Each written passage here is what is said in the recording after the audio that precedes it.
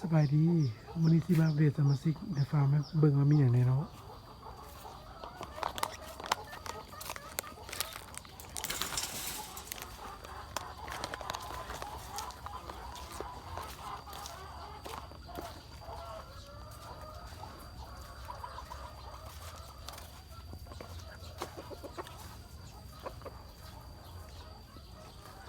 อันนี้แมนเป็ดคอกพ่อแม่พันธุ์เนาะ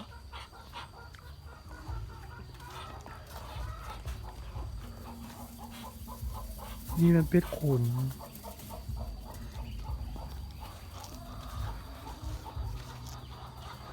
นี่แมนบริเวณของเป็ดแล้วเบิ่งข้อไก่เนาะ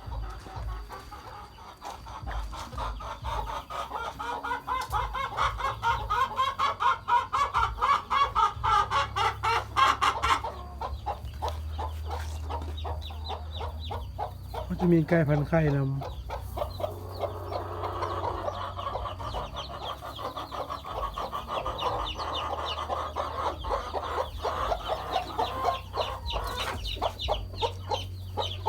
ตัวนี้แมนจะเป็นลูกนกกระทาที่เราฝากเห็น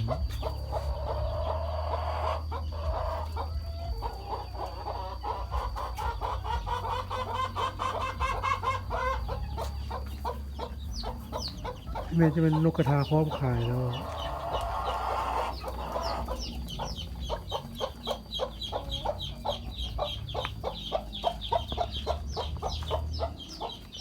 อันนี้แมนบริเวณฟาร์มของเราเนาะ